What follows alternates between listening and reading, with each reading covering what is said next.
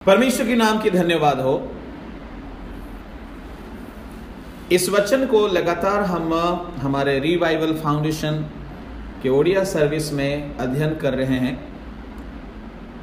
परंतु आज उसका एक छुपा हुआ बात जो हमारी जिंदगी के लिए बेहद जरूरी है, उसको मैं आप सबों के सामने रखना चाहूंगा। बात यह है, वर्ष के प्रारंभ में राजा लोग युद्ध करने को जाया करते हैं।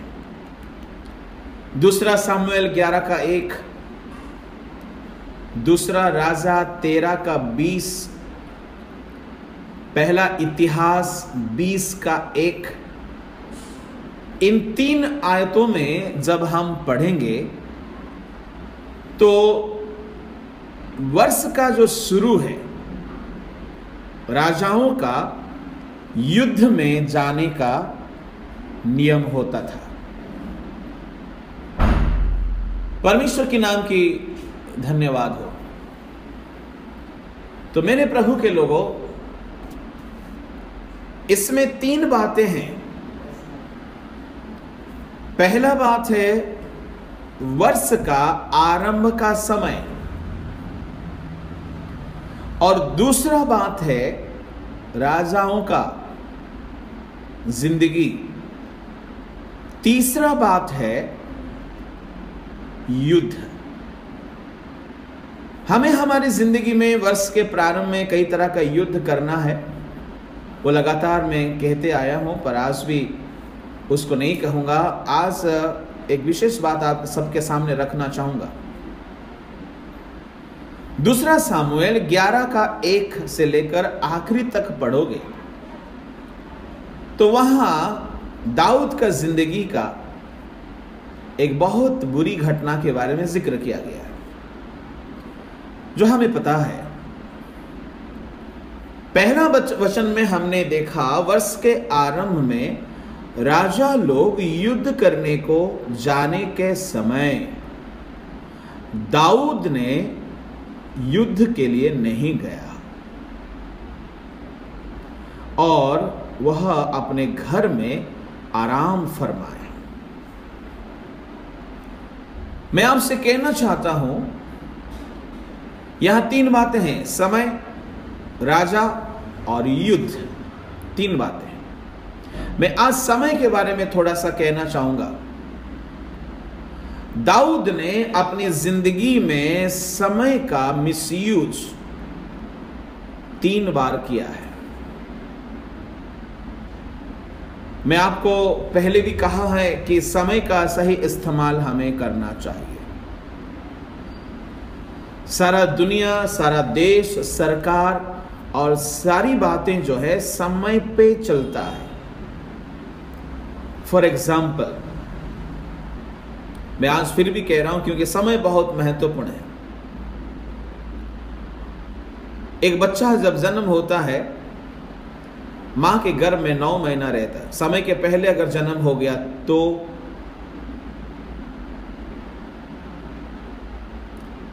प्रीमेच्योर बेबी होगा, दुर्बल होगा, बुद्धि, शरीर, ताकत, सब चीजों में गड़बड़ होगी उसकी। समय में जन्म होना चाहिए। बच्चा जन्म हुआ, माने एक इंसान की जिंदगी में उसके शरीर के साथ समय का कितना महत्व है। देखिए, जन्म हुआ, जन्म होने के बाद उसको अगर ठीक समय में उसको फीड नहीं किया गया, दूध नहीं मिला, खाना नहीं मिला, तो कमजोर हो जाएगा। तो इसलिए बच्चों को सही समय में वैक्सीनेशन दिया जाता है ताकि रोग प्रतिरोधक क्षमता उनका बढ़े। 1 हफ्ता से लेकर के 5 साल तक इतना इंजेक्शन भोंकते हैं कि जरूरी है इम्यूनाइजेशन, वैक्सीनेशन, ताकि उसका जो इम्यूनिटी बढ़े और हर रोग से लड़ने की क्षमता वो बचपन में दी जाती है। उसका देने का एक सटीक समय है। उसी तरह आप देख सकते हैं, एक छोटा सा पौधा को अगर आप बड़ा पेड़ में सीधा देखना चाहते हैं तो उसको छोटेपन में ही उसको सीधा किसी सीधे लकड़ी से बांध के रखना होगा, वरना 5 साल के बाद पेड़ टेढ़ा हो जाएगा तो पेड़ को फिर सीधा नहीं कर सकते। इसका मतलब है एक पेड़ को भी सीधा करने का एक समय है। स्कूल कॉलेज में जाने का समय है। 20 साल तक स्कूल नहीं गया, 20 साल के बाद स्कूल जाना चाहेगा तो भी नहीं जा सकता, पढ़ भी नहीं सकता। समय, मैं कई बार बोला हूं, गाड़ी चलाने वालों को भी समय का बड़ा अंदाजा होता है, किस समय में ब्रेक लगाना है, किस समय में स्टीयरिंग मोड़ना है। तो समय में टाइमिंग पे करना चाहिए।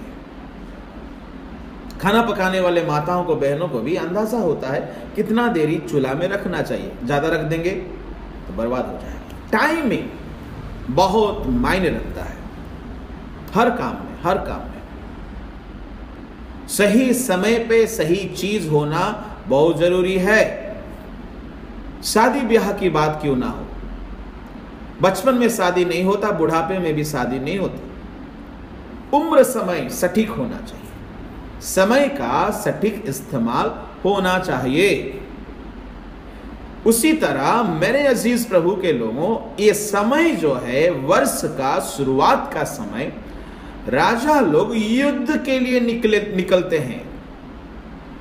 तो हम सब बाइबल का प्रकाशित 1 का 5 से 7 के अनुसार यीशु के लहू से हम सब छूट गए हैं, छुड़ाए गए हैं, छूट नहीं गए, छुड़ाए गए हैं, और उसने हमें राजा और याजक बनाया है।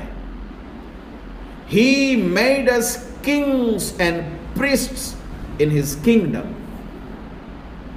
उसने अपने लहू से हमें छुड़ाकर राजा बनाया।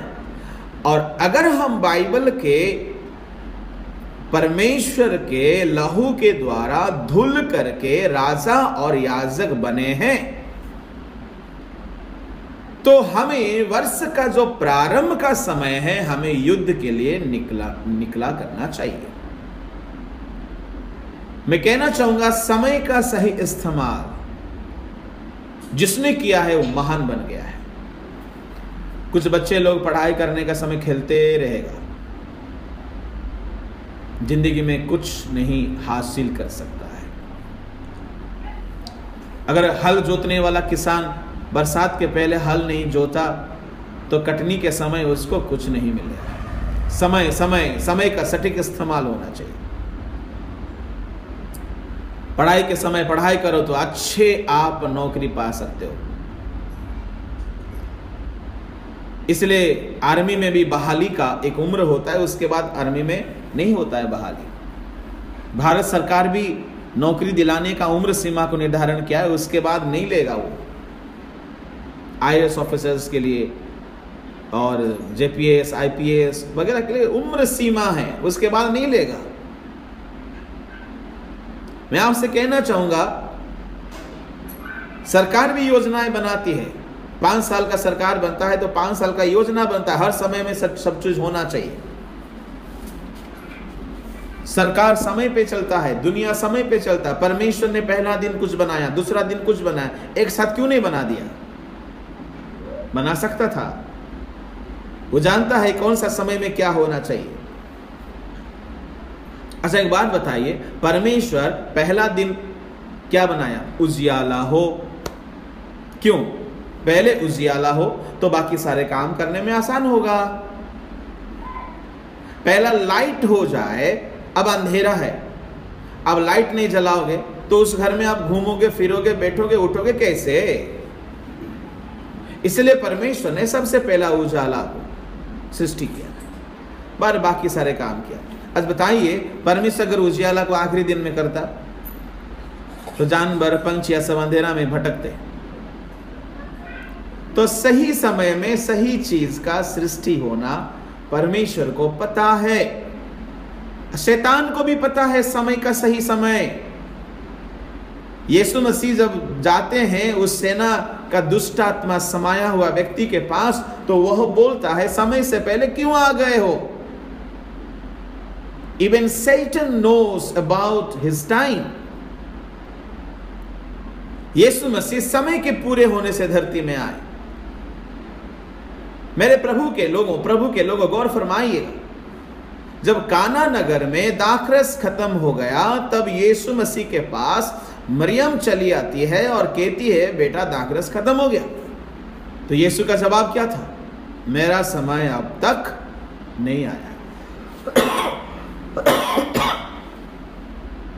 इसका मतलब है हमारे प्रभु जी सारे काम समय के अनुसार करते हैं।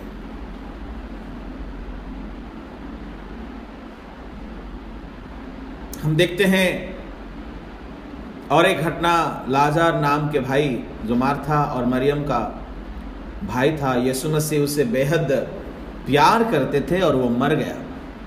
यीशु मसीह 4 दिन के बाद गए। प्रभु का टाइमिंग है, इसलिए प्रभु अपने समय पे सब करते हैं। तो आप बिना समय का सही इस्तेमाल करना सीखे। बाइबल का राजा आप है, आप एक आत्मिक राजा है। You are a spiritual king. वर्ष का प्रारंभ का समय आपको युद्ध में बिताना चाहिए। मेरे प्रभु के लोगों, एक छोटा सा परंतु बहुत तगड़ा विषय है ये। दाऊद ने 3 बार अपना समय का गलत इस्तेमाल किया, जिस कारण से उसका जिंदगी में भारी नुकसान उसको उठाना पड़ा। पहला नुकसान, पहला टाइम का जो मिसयूज किया था दाऊद ने, वह था वसंत ऋतु में। यहूदियों की कैलेंडर के अनुसार पहला महीना जो है वसंत ऋतु का महीना होता, निसान महीना होता है, और उस महीने में सारे राजा युद्ध के लिए जाया करते हैं, पर दाऊद साहब युद्ध के लिए नहीं गया। यह पहला उसने समय का बर्बादी किया। वह युद्ध को गया होता तो उस प्रलोभन में नहीं पड़ता, वो आराम नहीं फरमाता, सांझ के समय छत में नहीं घूमता और बत्सेबा को नहीं देखता और व्यभिचार में नहीं पड़ता, और इतना भारी दंड उसके परिवार में नहीं आता, बदनामी नहीं होता। आज भी मसीह लोग दाऊद का चर्चा बहुत करते हैं, पादरी प्रचारक लोग उसका खूब चर्चा करते हैं। क्यों?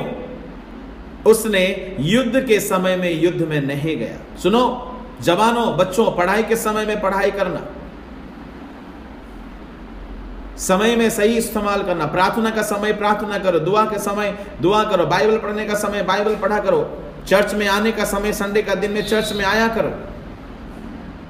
अपना समय का सटीक इस्तेमाल करना, नहीं तो भारी नुकसान झेलना पड़ेगा। वर्ष का आरंभ का समय में है हम लोग, और यह वर्ष का जो आरंभ का समय है, हमें युद्ध के लिए निकलना चाहिए। प्रार्थना का युद्ध, पाप से युद्ध, अभिलाषाओं से युद्ध करना है और हमें जय पाना है। अगर हम युद्ध नहीं करेंगे तो हमारी जिंदगी में दाऊद की सी नौबत आएगी। वो आराम करने लगा। बहुत से लोग साल का शुरुआत के दिनों में बहुत आराम कर रहे हैं। कोई योजना नहीं बना रहे हैं, प्रार्थना का योजना नहीं है, बाइबल पढ़ने की कोई योजना नहीं है, आत्मिक जीवन में बढ़ने की कोई योजना नहीं है, सेवकाई करने की कोई योजना नहीं है। शैतान पर योजना बना के रखा है, ये साल कितने लोगों को प्रभु से दूर ले जाऊंगा, कितने लोगों को पाप में गिराऊंगा, कितने लोगों को बर्बाद करूंगा, कितने लोगों का अभिषेक छीन लूंगा, कितने लोगों को परमेश्वर से दूर ले जाऊंगा। शैतान का योजना है। मेरे प्रभु के लोगों, आपका भी योजना होना चाहिए, दाऊद की तरह आराम नहीं करने का। दाऊद ने युद्ध के समय का मिसयूज किया, अपने सुख विलास के लिए इस्तेमाल किया और वो आराम फरमाया, जिसके चलते पाप में पड़ गया। जो समय को बहुत सटीक इस्तेमाल करते वो पाप में नहीं पड़ेंगे। बोलते ना कि खाली दिमाग शैतान का घर है। खाली दिमाग, आप खाली रहोगे तो शैतान बहुत सोच भी लाएगा। इसलिए खाली नहीं रहना चाहिए, आराम नहीं फरमाना चाहिए। थक जाओगे, नींद बर्दाश्त नहीं हो रहा, तभी बिस्तर में जाना। आप लेट करके सोचते रहोगे तो बहुत सारा आलतू फालतू सोच, चिंता, तनाव, बुरी गंदगी सब चीजें आकर के दिमाग में विजिटिंग करते रहेगा। दाऊद को देखो, सारे सिपाही युद्ध मैदान में अपने जान को जोखिम में डाल करके लड़ रहे हैं और दाऊद घर में खा पी करके सो रहा है। खुद तो सो रहा है, एक अच्छा लड़ने वाला को बुला करके भी सोने को भेज रहा है। देख रहे हो उसका? एक बंदा जो जिंदगी में समय को नष्ट किया ना, उसके साथ संगति मत करना, वो आपका भी समय को नष्ट करेगा। दाऊद खुद आराम किया, उरिया को बोलता तू भी आके आराम कर। दाऊद खुद युद्ध में नहीं गया, वो चाह रहा है कि उरिया भी युद्ध में ना जाए। मैं आपसे कहना चाहूंगा, उरिया राजा का सिपाही होने पर भी राजा की बात को नहीं माना। कई बार आप किसी के अधीन में हो सकते हैं। उरिया से एक बात मुझे बहुत अच्छा लगा। उरिया कह सकता था, राजा ने बोला है। अगर आजकल के जमानों में से कोई उरिया के स्थान पे होता तो बोलता, क्या बात है राजा, आप तो मुझे युद्ध से बुला लिए हैं, आप बहुत अच्छे हैं, ऐसा छुट्टी देते रहिएगा। खुशी खुशी घर में चला जाता है। पर उरिया ऐसा नहीं है। वो जानता है कि साल का शुरुआत का समय, युद्ध के लिए निकलने का समय में घर में आराम नहीं कर सकता। संदूक और पूरे सेना, परमेश्वर के लोग युद्ध के भूमि पर है। मैं कैसे घर में जाके आराम करूं? मैं आपसे एक बात कहना चाहूंगा, कभी कभी ऐसा स्थिति आ सकता है, मेरे प्रभु के लोगों, कुछ गलत लोग आपका अगुवा हो सकते हैं और वो आपको गलत काम करने को प्रेरित कर सकते हैं। उस घड़ी आप उरिया की तरह हो जाना। आप गलत नहीं करना, आप बिल्कुल गलत नहीं करना। पढ़िए 11 का 11, दूसरा सामुएल 11 का 11 में मैं ही पढ़ूंगा, आप पढ़ने की जरूरत नहीं है। यहां पे क्या लिखा है, गौर से सुनिएगा। यहां उरिया का जो जवाब है, आप सबों का ऐसा ही जवाब होना चाहिए जो आपको समय का मिसयूज करने को आपको कहे। वहां पे ऐसे लिखा है,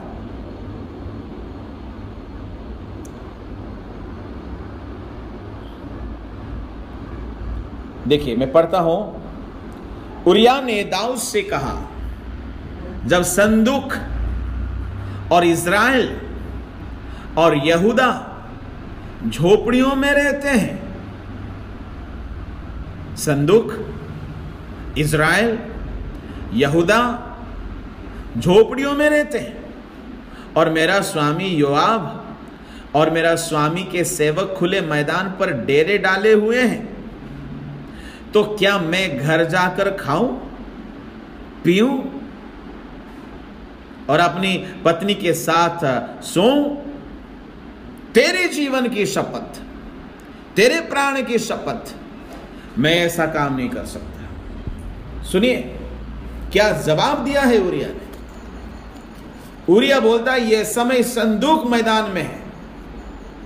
संदूक किस बात को प्रकट करता है? संदूक परमेश्वर का प्रेजेंस, संदूक में से परमेश्वर की आवाज निकलती है। आप अगर निर्गमन की किताब पढ़ोगे, उसका 25 अध्याय में संदूक में से प्रभु की आवाज निकला करता है। पढ़ो संदूक, निर्गमन की किताब, उसका 25 का 22। परमेश्वर संदूक की बीचों बीच अपनी आवाज निकला करता था, यानी परमेश्वर संदूक में निवास करता था। इसलिए इज़राइल लोग संदूक को लेकर के जाते थे कि परमेश्वर हमारे साथ मैदान में रहे। तो मेरे अजीज प्रभु के लोगों, वर्ष का आरंभ के समय में प्रभु कहां है? प्रभु युद्ध मैदान में है। इज़राइल युद्ध मैदान में है, यहूदा युद्ध के मैदान में है, उरिया युद्ध के मैदान में है। लोग झोपड़ी में डेरा डाले हुए हैं, युद्ध कर रहे हैं। और दाऊद क्या कर रहा है? परमेश्वर युद्ध में लगा हुआ है, परमेश्वर के लोग लगे हुए हैं, और दाऊद पता नहीं क्या कीड़ा काटा उसको, क्या उसको परेशानी हुआ, युद्ध में नहीं गया। युद्ध में नहीं गया तो कम से कम दूसरों को तो युद्ध से नहीं बुलाना चाहिए। मैं आपसे कहना चाहूंगा, उरिया से एक बात को सीखो। उरिया कितना सुंदर जवाब देता है, तेरे जीवन का शपथ, जब तक परमेश्वर का संदूक मैदान में है, इज़राइल मैदान में है, मैं घर में नहीं जा सकता, नहीं खा सकता, नहीं पी सकता, नहीं आराम कर सकता, भोग नहीं कर सकता। वर्ष का आरंभ के समय मेरे प्रभु के लोगों, प्रभु ऑलरेडी मैदान में है, आपके साथ लड़ना चाहते हैं, संदूक मैदान में है, संदूक मैदान में है, आप शुरू करो, आराम मत फरमाओ। परमेश्वर आपकी लड़ाइयों में, परमेश्वर आपके साथ होना चाहते हैं। संदूक मैदान में होने का मतलब यह है, प्रभु आपके साथ है, आप युद्ध शुरू करोगे, प्रभु आपको जय देंगे।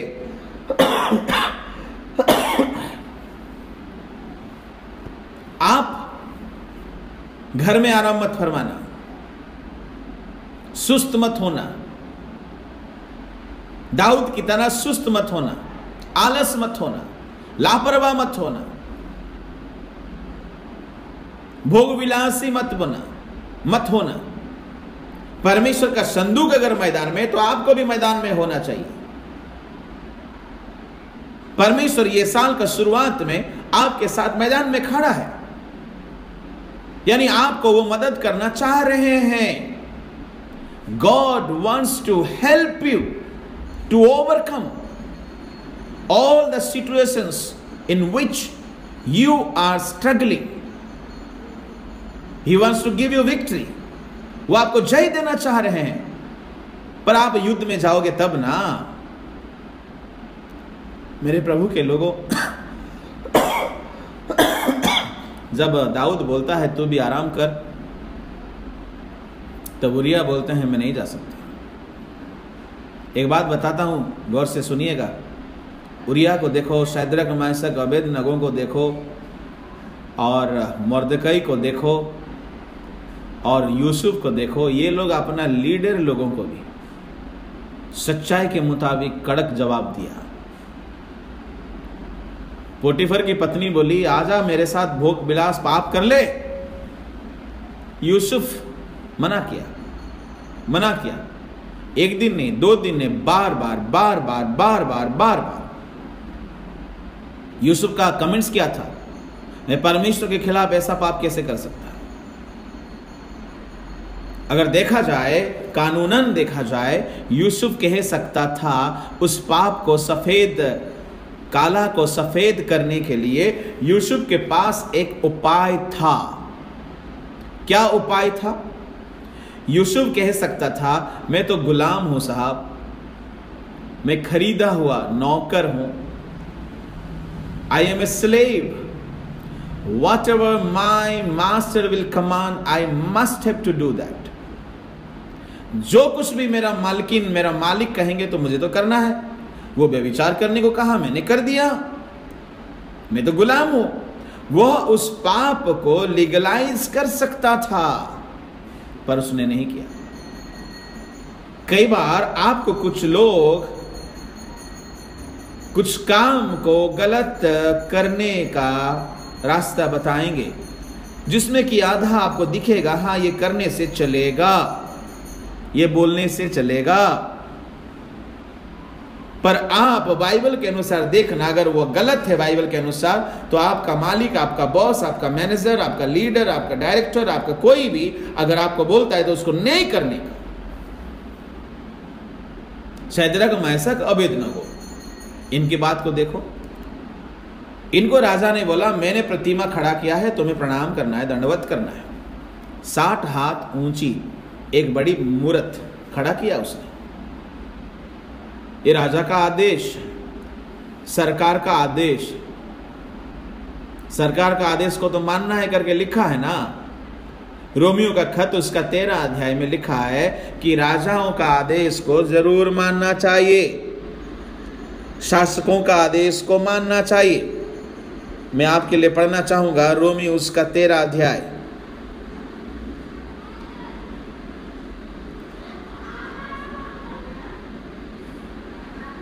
उस 13 अध्याय का शुरुआत का 8-10 पद जो है शासकों के बारे में लिखा गया है। हर एक व्यक्ति प्रधान अधिकारियों के अधीन रहे, क्योंकि कोई अधिकार ऐसा नहीं जो परमेश्वर की ओर से ना हो, और जो अधिकार है वह परमेश्वर के ठहराए हुए हैं जो अधिकारी है।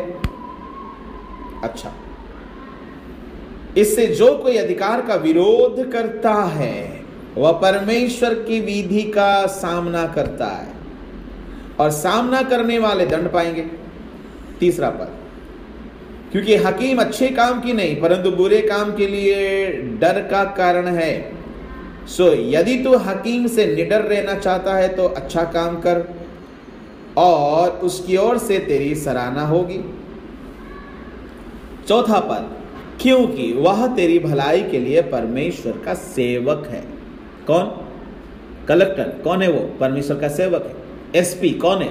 परमेश्वर का सेवक है, तेरी भलाई के लिए। एमएलए कौन है? परमेश्वर का सेवक है। एमपी कौन है? परमेश्वर का सेवक है।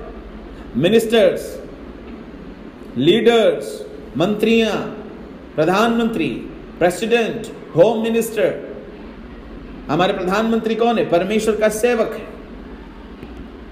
बाइबल के इस पद के अनुसार वे परमेश्वर का सेवक है, क्योंकि वो तेरी भलाई के लिए परमेश्वर का सेवक है। परंतु यदि तू बुराई करे तो डर, क्योंकि वह तलवार व्यर्थ लिए हुए नहीं और परमेश्वर का सेवक है कि उससे क्रोध के अनुसार बुरे काम करने वालों को दंड दे। पांचवा पद, इसलिए अधीन रहना ना केवल उस क्रोध से परंतु डर से अवश्य है, वरन विवेक भी यही गवाही देता है। Praise the Lord. 6 में कहा गया, इसलिए कर भी दो, क्योंकि शासन करने वाले परमेश्वर के सेवक हैं। Collector, SP, DSP, they are the servants of God, they are the God's ministers, और सदा इसी काम में लगे रहते हैं। 7वां पद में कहा गया, इसलिए हर एक का हक चुकाया करो, जिससे टैक्स देना चाहिए, जिससे कर चाहिए उसे कर दो, जिसे महसूल चाहिए उसे महसूल दो, जिसे डरना चाहिए उसे डरो, जिसे आदर करना चाहिए उसका आदर करो। प्रधानमंत्री को आदर करना चाहिए कि नहीं करना चाहिए? करना चाहिए, आदर करना चाहिए। आदर के योग्य है वे, उनका आदर करो। कुछ लोग बोलते नहीं वो पापी है, फलाना है, वो अमका है, डमका है, हम आदर नहीं करें। ना ना ना ना ना, बाइबल बोलता है वो परमेश्वर के सेवक है, उनका हमें आदर करना चाहिए, हमें रेस्पेक्ट करना चाहिए। हमें किसी का पाप का न्याय करने का अधिकार नहीं है, वो न्याय परमेश्वर करेगा। हाँ, वो अपोस्टल नहीं हो सकता, वो भविष्यद्वक्ता नहीं हो सकता, शायद वो एक पादरी प्रचारक नहीं हो सकता, पर एक शासक होने वाला व्यक्ति भी परमेश्वर का एक ऐसा सेवक है जिसको परमेश्वर संबोधन कर रहा है कि he is God's ministers. Holy minister शायद नहीं हो सकता, होली सर्वेंट नहीं हो सकता, होली अपोस्टल नहीं हो सकता, पर वे भी एक परमेश्वर के सेवक है। अच्छा, ऐसा है तो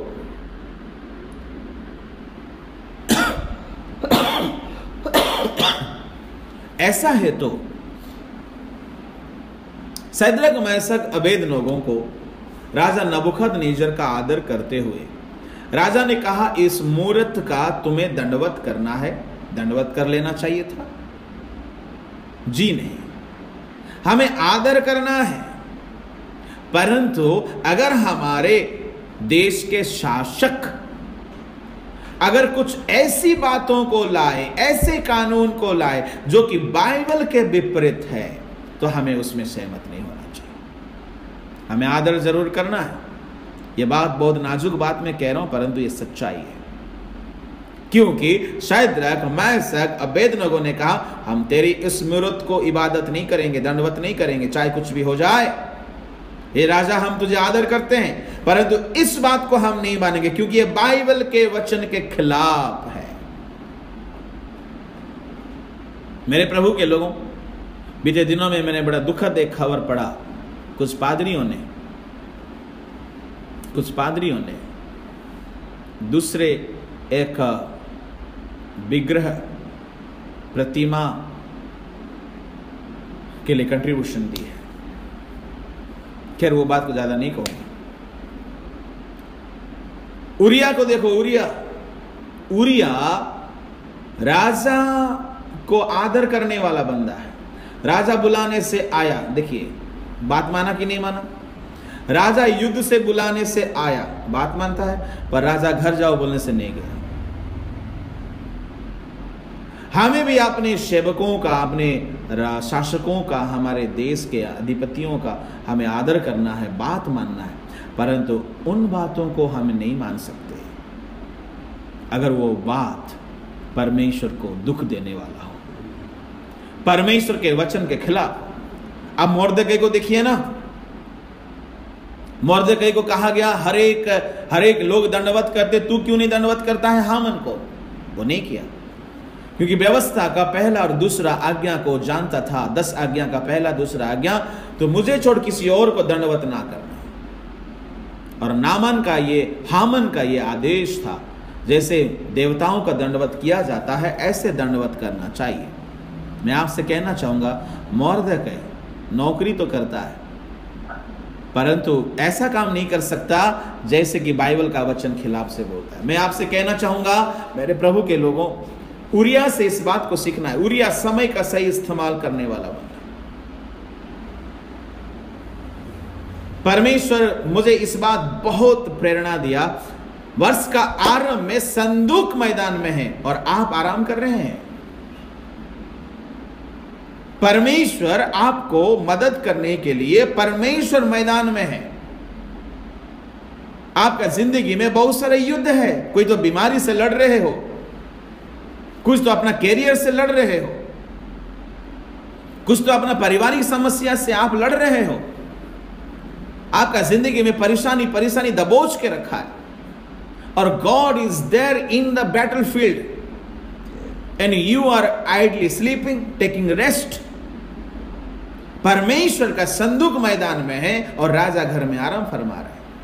मैं कहना यह चाहता हूं, परमेश्वर तैयार है। संदूक मैदान में होने का मतलब है God is ready to help you, God is ready to fight for you. परमेश्वर आपको मदद करना चाहता, परमेश्वर आपको सहायता करना चाहता। आप समय में जिस काम करना चाहिए, इस साल का शुरुआत का आज आखिरी दिन है, महीना का आखिरी दिन है, इस दिन में आप आराम करना छोड़े। आप एक संकल्प ले, मैं समय का सही इस्तेमाल करूंगा। मेरे प्रभु के लोगों, दाऊद ने समय का दूसरा गड़बड़ी क्या किया मालूम है? दूसरा है, आराम किया तो क्या, कम से कम प्रेयर टाइमिंग का थोड़ा सा उसको परवाह होता, उसका भी परवाह नहीं किया। उसका जो प्रार्थना का समय है, यहूदियों का जो प्रार्थना का समय है दिन में 3 बार, और juice praise thrice a day, और मुस्लिम प्रेज 5 टाइम अ डे।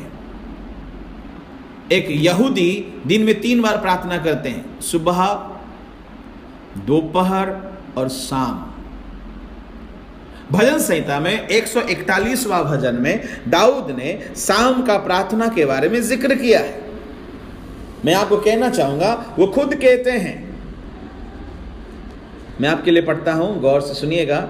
भजन संहिता उसका 141 वर्स 1, वहां पे कहते हैं, गौर से सुनिए, मेरी प्रार्थना तेरे सामने सुगंध धूप और मेरा हाथ फैलाना संध्या काल का अन्न बलि ठहरे।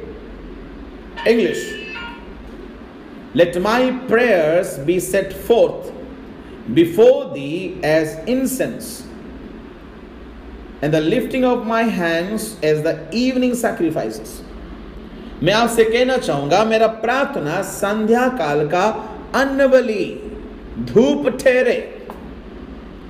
दानियल 6:10 में दानियल कहते हैं, भोर, दोपहर, सांझ को मैं प्रार्थना करता था। यीशु मसीह कई बार सांझ के समय प्रार्थना किया करते थे। अदन की वाटिका में उत्पत्ति 3:8 आयत में हर सांझ के समय परमेश्वर मनुष्य से मुलाकात किया करते थे। Evening is the time a Jews used to spend prayer with God, spend time in praying with God. एक यहूदी हर दिन शाम को परमेश्वर से प्रार्थना दुआ करने का समय होता है। देखिए, चलो युद्ध में नहीं गया, एक गलती किया, अब दूसरा गलती क्या किया? शाम के समय क्या करना चाहिए था दाऊद को? प्रार्थना करना चाहिए था। प्रार्थना करना छोड़ करके क्या करने गया? छत में घूमने। प्रार्थना करना छोड़ करके छत में घूमने गया, और जैसे वो घूमने गया, वहां शैतान तैयार करके रखा है उसके लिए पाप। मैं आपसे कहना चाहूंगा, आप morning prayer, family prayer, church meeting छोड़ करके कोई भी काम करने जाओगे, वहां शैतान आपके लिए जाल फैला के रखेगा, फंदा तैयार करेगा। अपना पर्सनल प्रेयर छोड़ के जाओगे कोई काम करने के लिए, करके देखना, वहां पे शैतान आपके लिए जाल बिछा के रहेगा, आप उसमें गिर जाओगे। सांझ का समय उसी का लिखा हुआ गीत है, भजन 141:2। सांझ के समय धूप चढ़ाना है, प्रार्थना करना है। सांझ के समय यहूदी लोग प्रार्थना करते थे, और दिन भर सोया तो सोया, सांझ का टाइमिंग को कम से कम सही इस्तेमाल करता, पर वो भी नहीं किया, और शाम के समय छत में घूमने को गया। अरे बाबा, शाम के समय प्रार्थना करना चाहिए। Second time David misused the time, तब जाकर के वो पाप में गिर गया। चलो, पाप में गिरा, बेविचारी हो गया, बहुत घिनौना पाप किया, नरहत्या किया। मालूम है, तीसरी बार वो समय का मिसयूज किया। क्या? पाप में गिर तो गया, कम से कम तुरंत पश्चाताप करता। आपको पता है दाऊद कौन सी महीना में इस पाप में गिरा? स्प्रिंग सीजन, वसंत ऋतु में, क्योंकि वर्ष का आरंभ होता है यहूदियों की कैलेंडर के अनुसार वसंत ऋतु में, और हमारे भारतीय कैलेंडर में फरवरी लास्ट और मार्च फर्स्ट जो समय होता है ना, ये जो एक महीना का समय, ये है वसंत ऋतु। तो वसंत ऋतु अगर इसी समय में है, तो तब से लेकर के दाऊद ने व्यभिचार किया, नरहत्या किया, पावर का दुरुपयोग किया करके चुपचाप बैठा हुआ। कितना महीना चुपचाप बैठा? 9 महीना। कैसे 9 महीना कह सकते हैं हम? क्योंकि बत्सेबा जो गर्भवती हुई, उस बच्चा जन्म होने तक परमेश्वर भी चुपचाप था। हमारा परमेश्वर विलंब से क्रोध करने वाला है। ये 9 महीना तक दाऊद ने एक भी दिन पश्चाताप नहीं किया है। दाऊद गाद, नाथन, सामुएल भविष्यद्वक्ता जैसे लोगों के साथ उठता बैठता था। ये 9 महीना में इजराइलों का कम से कम 7 पर्व आते हैं, क्योंकि पहला महीना में खमीरी रोटी का पर्व है, फसह का पर्व है, फिर पहला फल का पर्व है, फिर आगे को आ जाता है तूरी का पर्व है, फिर उपवास का पर्व है। ये 5 पर्व तो आना ही आना है 9 महीना में, क्योंकि पहला महीना में फसह का पर्व, उसी महीना का 14वें दिन को खमीरी रोटी का पर्व, उसके बाद चालू हो जाता है। 14वें दिन का सांझ को फसह का पर्व है, उसके बाद एक हफ्ता का खमीरी रोटी का पर्व है, दूसरा पर्व हो गया। उसके बाद धन्यवाद पहला फल का पर्व चालू हो जाता है, जो पेंटिकोस्ट का पर्व है, 50वां दिन में जो होता है। तीसरा पर्व हो गया। चौथा पर्व हो गया है पहला फल, दिन पेंटिकोस्ट का पर्व, फिर उसके बाद आता है तूरी का पर्व, और 7वें महीने में प्रायश्चित का पर्व यानी उपवास का पर्व है। तो पहला महीना से 7वें महीने के अंदर कम से कम 5 पर्व है। फसह का, अखमरी और पहला फल का, और उसके बाद है पेंटिकोस्ट का, उसके बाद है तूरी का, उसके बाद है प्रायश्चित का। ये 7 महीना में अगर 5 पर्व आता है तो मुझे बताइए, ये पहला महीना में व्यभिचार किया और 9 महीना तक 7 पर्व मनाया होगा कि नहीं मनाया होगा? 7 नहीं तो कम से कम 5 पर्व तो मेरे हिसाब से। मैं बाकी झोपड़ी का पर्व कौन सा महीना पड़ता मैंने देखा नहीं, पर देखूंगा उसको भी। पर 5 पर्व तो आया होगा ना। ये 5 पर्व को कैसे मनाना चाहिए? लेवी 23 अध्याय 22 अध्याय के अनुसार पवित्रता से मनाना चाहिए। और यहूदियों का रीति क्या था पता है? याजक पर्व का सारा काम करेंगे, पर राजा खड़े होकर प्रार्थना करेंगे तब शुरू होगा। व्यभिचार करके, नर हत्या करके राजा चुपचाप से जाता है, पर्व में खड़ा होता है, पब्लिक को आशीर्वाद देता है, आ जाता है। परमेश्वर चुपचाप है, खामोश है। मैं आपसे कहना चाहता हूं, विलंब से क्रोध करने वाला परमेश्वर, उसकी मेहरबानी इतनी ज्यादा है, हम लोग उसका फायदा उठाते हैं। परमेश्वर 1 महीना इंतजार किया, 2 महीना इंतजार किया, 3 महीना इंतजार किया, 7 महीना इंतजार किया, 9 महीना इंतजार किया। जिस दिन बच्चा पैदा हो गया, नाजायज व्यभिचार का पुत्र, परमेश्वर का दिल टूट गया। परमेश्वर और सहा नहीं, क्रोध भड़क गया, तो परमेश्वर कहता है जाके उसको उसका सजा सुना दे। तब नाथान भविष्यद्वक्ता आते हैं और कहते हैं तूने पाप किया है, तू मरेगा। सुनिए, 9 महीना तक पश्चाताप नहीं किया। नाथान आकर बोलते हैं तूने दूसरों की पत्नी को भ्रष्ट किया है, इसलिए तुम्हारी पत्नियां भ्रष्ट होंगी। तुम दूसरों के घर में तलवार घुसाया है, इसलिए तुम्हारी परिवार में तलवार मंडलाएगा। मेरे प्रभु के लोगों, तब दाऊद पश्चाताप करता है, बहुत लेट हो गया है। प्रभु ने बोला ठीक है, तू नहीं मरेगा, तेरा बेटा मरेगा। दाऊद अगर 9 महीना के पहले पश्चाताप कर लिया होता, इतना ज्यादा दंड नहीं होता। कुछ लोग ऐसे हैं आज भी, पाप करके छुप के बैठे हुए हैं, पश्चाताप करने का नामों नहीं लेते हैं। मैं उनके लिए कह रहा हूं, समय का सही इस्तेमाल करो। जो 10 युद्ध के बारे में हमने कहा है ना, परमेश्वर से लड़ना, पाप से लड़ना, अभिलाषाओं से लड़ना, संसार की लालसाओं से लड़ना, विश्वास का युद्ध करना, शैतान से लड़ना, अधिकार से, हकीमों से, प्रधानताओं से, दुष्टात्मा की सेना से, इसमें से एक है पाप से लड़ना। कैसे लड़ोगे आप? जो पाप आपको पकड़ के रखा, उसे छुट के आने की प्रयास करना है। कैसे करोगे? अब लड़ोगे तब ना। पाप से लड़ने का युद्ध जो है ये पश्चाताप का है, रिपेंट। आप उसको छोड़ने की कोशिश करना और निकल के आने की कोशिश करना, तो जरूर प्रभु भी आपको मदद करेंगे। मेरे प्रभु के लोगों में कहना ही चाहता हूं, दाऊद ने 3 बार समय का मिसयूज किया। वर्ष का प्रारंभ में युद्ध में जाना चाहिए था, नहीं गया। दूसरा, सांझ के समय प्रार्थना करना चाहिए था, छत में घूमने को गया।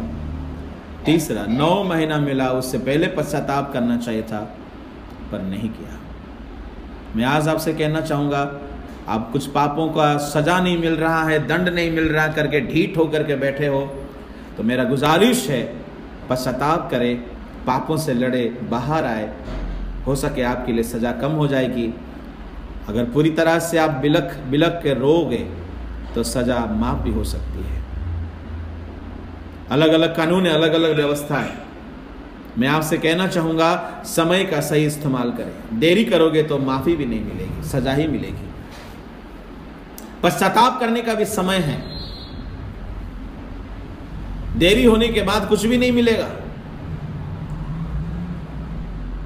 देरी होने के बाद पाप की मजदूरी जो है सैंक्शन हो जाता है स्वर्गीय अदालत से, उसके बाद कैंसिल करना बड़ा मुश्किल है।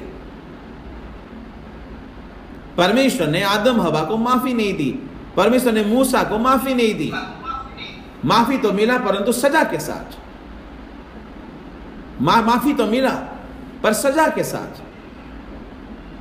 पर हिजकिया राजा को माफी मिला, कोई सजा नहीं मिला। क्यों? इतना रोया है वो, इसलिए समय का सही इस्तेमाल करें। अगर पाप करके छुप के बैठे हो तो तब तक ढीठ होकर ना रहे जबकि परमेश्वर का क्रोध भड़क जाए और परमेश्वर हमें सजा दे। ये वर्ष का आरंभ में प्रभु मैदान में है। प्रभु कहाँ है? प्रभु का संदूक मैदान में है। कौन सा मैदान में? आपका जिंदगी का जंग लड़ने के मैदान में। आप किसी भी संघर्ष में जूझ रहे हो, God is there to help you. He is there in the battlefield to help you. आप बिल्कुल आराम फरमाना छोड़ो, युद्ध के लिए निकलो, समय का सही इस्तेमाल करना चालू करो। प्रभु अवश्य आपको सहायता करेंगे। आइए अपनी आंखें बंद करें, मैं आपके लिए प्रार्थना करूंगा और प्रार्थना के साथ आज की सेवकाई को हम लोग समाप्त करेंगे। सनातन विराट पवित्र सामर्थ्य परमेश्वर, हम धन्यवाद के साथ तेरे आंगन में आते हैं राजा। प्रभु जी, आपका संदूक मैदान में है हमारा सहायता करने, परंतु हम में से कई लोग अभी भी प्रभु जी आराम, सुस्त और लापरवाही का नींद में सोए हैं। दाऊद ने 3 बार समय का गलत प्रयोग किया। प्रभु कई बार हम लोग उससे भी ज्यादा किए हैं राजा। प्रभु जी, इस घड़ी, इस महीना का आखिरी दिन है, आने वाला नया महीना हम सब के लिए समय का सही इस्तेमाल करने का महीना हो। प्रभु ऐसे हम पर दया कर दीजिएगा।